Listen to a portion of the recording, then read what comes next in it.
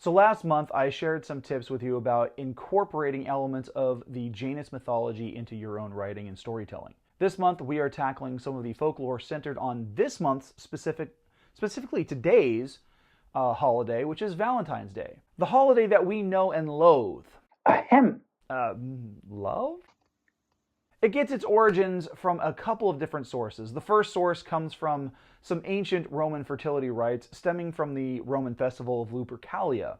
During Lupercalia, and I kind of mentioned something about this last month, Romans would go through and februa their homes and cities, meaning cleaning their homes and cities. It was an entire month of pre-spring cleaning. Beyond that, Lupercalia is a fertility festival that involved animal sacrifices of usually a goat or a dog in the Lupercal cave where Romulus and Remus were raised by the she-wolf who adopted them. Priests would run through the streets wearing nothing and smacking people with these cords made from goatskin leather to promote health, ward away evil, and encourage fertility. I'm pretty sure this led to a lot of drunken or Organized groups of people cleaning their homes. Jeez, quit interrupting, man. Moving on. Eventually, the traditions of Lupercalia were replaced and suppressed in the 5th century AD by Pope Gelasius I. Sounds like a brand of Roman ice cream. Eventually, it received a different name stemming from one of 3 saints in the Catholic Church, all of them named Valentine. The most popular origin comes from the history of a Christian priest by that name who defied Emperor Claudius II and performed marriage ceremonies, getting him executed and martyred. However, another story claims Valentine wrote a final note from your Valentine to his jailer's daughter whom he helped. Regardless of the origin, it's historically clear the romantic aspect didn't really emerge until the Middle Ages with Geoffrey Chaucer. Who? Chaucer? Geoffrey Chaucer? The writer? A what? A what? A writer? You know, I write with ink and parchment. Yes, that Chaucer. And the way good old Jeff linked St. Valentine's with courtly love through his poetry and other writings.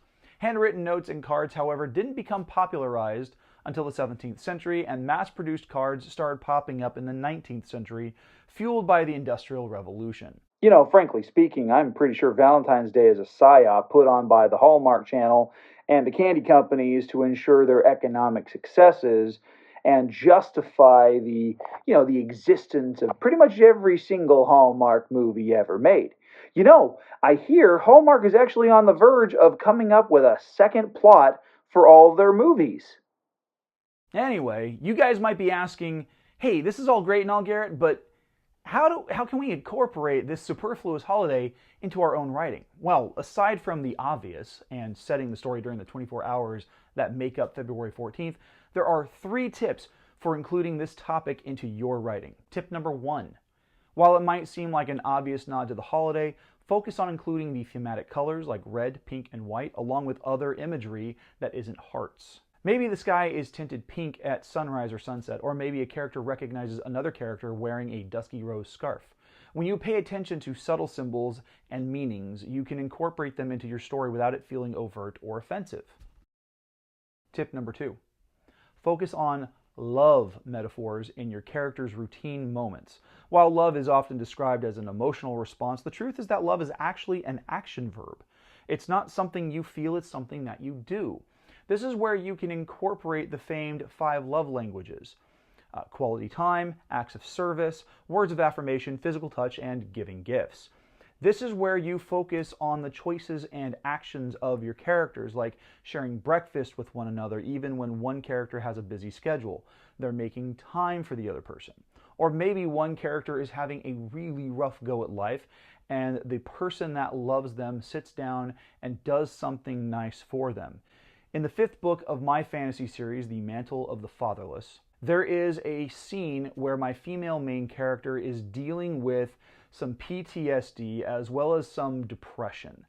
Now, before this, the character and her boyfriend have a fun, intimate romp in bed during that morning, which leads to his belt getting thrown across the room and breaking a vase. To later alleviate the stress and emotional pain when it hits her, she uses a broken piece of that vase to cut into her arm. She's kind of a cutter. Now, because of the magic that is imbued within her, she's able to instantly heal without any scars or lasting marks, but the scars aren't always visible in cases like this. Her boyfriend sees her, and to show how much he cares, he takes the broken pottery from her, and he gets a wash basin and cleans the wounds and the blood so that there isn't a mess. Then he picks her up and tucks her into bed and lets her sleep. Finally, tip number 3, and this is where we get a little subversive. Explore how love and marriage to a degree is included within the culture of the characters in your story. Is marriage arranged? If so, how much time do the betrothed couple get to spend together before they're required to be married? Is romantic love encouraged or discouraged? What are the consequences of pursuing romantic love over an arranged relationship? If willingly pursuing marriage to a romantic partner, is it going to be religious or traditional? And what is allowed or required for them to get married in a secular or government and culturally normative ceremony? If you follow these points and ask yourself these questions during the world-building process or a character's development, you'll be well on your way to including a Valentine's Day theme to your writing. Oh, crap. I forgot to get flowers for tomorrow. Or for today. Oh, no. No, bad.